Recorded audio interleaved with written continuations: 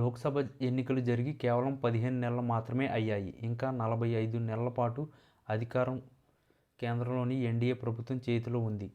కానీ ఇప్పుడు హఠాత్తుగా ఎన్నికలు అన్న మాట వినిపిస్తుంది. అసలు ఎందుకు, ఏమిటి ఈ చర్చ అన్నదే అంతా ఆలోచిస్తున్నారు. బీజేపీ నాయకత్వంలోని ఎన్డీఏ ప్రభుత్వం 2029 దాకా 5 ఏళ్లు పాలిస్తుందని అంతా అనుకుంటున్న నేపథ్యం ఉంది. కానీ రాజకీయం మాత్రం వేరేలా సాగుతుంది అని అంటున్నారు. కేంద్రంలోని ఎన్డీఏ ప్రభుత్వం ఇద్దరు మిత్రుల మీద ఆధారపడి సాగుతుంది. ఏపీ నుంచి తెలుగుదేశం అధినేత చంద్రబాబు, బీహార్ నుంచి జేడీయూ అధినేత, ఆ రాష్ట్ర ముఖ్యమంత్రి నితీష్ కుమార్ల మద్దతుతోనే ఎన్డీఏ సాగుతుంది. ఈ బీహార్ ఎన్నికల్లో ఎన్డీఏ కనుక ఓటమి పాలు అయితే ఆటోమేటిక్గా కేంద్రంలోని ఎన్డీఏ ప్రభుత్వం గద్దె దిగుతుందని ఇప్పటికే ఇండియా కూటమి నేతలు బీహార్లో విస్తృతంగా ప్రచారం చేస్తున్నారు. అంతేకాదు, ఎన్నడూ లేని విధంగా ఓట్ల చోరీ అంటూ కేంద్ర ప్రభుత్వాన్ని నిందిస్తున్నారు. ఇక మోడీ తొలి 2 సార్లు పాలించిన తీరు వేరు, మూడోసారి మాత్రం అనేక సమస్యలు చుట్టుముడుతున్నాయని అంటున్నారు. అంతర్జాతీయంగా చూస్తే అమెరికా భారత్కి దూరం అయింది. పైగా భారత్ మీద ఎన్నడూ లేని విధంగా కన్నెర్ర చేస్తుంది. ఇక చైనా నమ్మదగదు కాదు అన్నది తెలిసిందే. ఇక పాక్ చైనా బంధం అందరికీ తెలిసిందే. దాంతో అంతర్జాతీయంగా భారత్ కొంత ఇబ్బంది పడుతుంది. దేశంలో చూస్తే ఓట్ల చోరీ ఆరోపణలు బీజేపీ పెద్దలను సతమతానికి గురి చేస్తున్నాయి అని అంటున్నారు. ఇది పెద్ద ఇష్యూగా రోజురోజుకి మారుతుంది.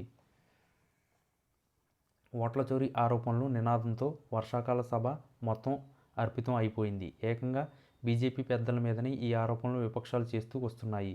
దాంతో ఏ విధంగా దీన్ని ఎదుర్కోవాలన్నది అయితే అర్థం కావడం లేదు అని అంటున్నారు. మరోవైపు ఆర్ఎస్ఎస్ కూడా మోడీకి 75 ఏళ్ల కండిషన్ గుర్తు చేస్తుంది. మోడీ ప్రభుత్వం కార్పొరేట్ పకం వహిస్తుంది అన్న దానితో పాటు చాలా విషయాల్లో ఆర్ఎస్ఎస్ తీవ్ర అసంతృప్తిగా ఉందని అంటున్నారు. దాంతో ఆ వైపు నుంచి అనూహ్యంగా వస్తున్న ఒత్తిడి కూడా ఇబ్బంది పెట్టాలనే ఉంది అని అంటున్నారు.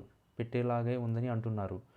ఇక బీహార్ ఎన్నికల్లో కనుక నితీష్ కుమార్ ఓటమి పాలు అయ్యి మాజీ సీఎం అయితే ఆయన ఖాళీగా చూస్తూ ఊరుకోరని అంటున్నారు. ఆ ప్రభావం నేరుగా కేంద్రం మీదనే పడుతుందని అంటున్నారు. అదేవిధంగా ఓట్ల చోరీ అంటూ విపక్షం చేస్తున్న ఆరోపణలు కూడా బీజేపీకి అవమానకరంగా ఉన్నాయని అంటున్నారు. దాంతో ప్రజల్లోనే తేల్చుకోవాలని, ఏ ఒక్కరికి ఛాన్స్ ఇవ్వకుండా తామే పాములు కదపాలని కూడా ఆలోచిస్తున్నారు అని అంటున్నారు.